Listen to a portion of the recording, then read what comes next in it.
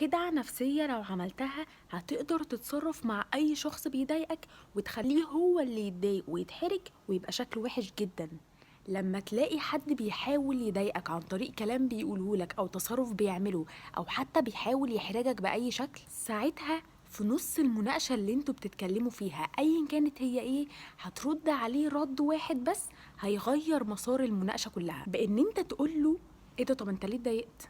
لا بجد حاسك اتضايقت، حاسس كده الموضوع مأثر عليك.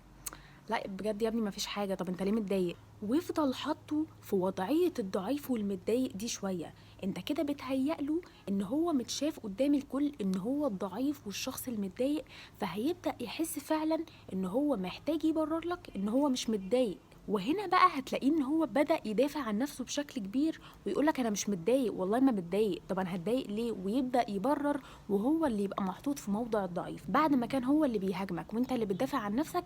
بقيت انت اللي بتهاجمه وهو بيدافع عن نفسه، وبقيت انت اللي مسيطر على الحوار كله وانت اللي متحكم مش هو.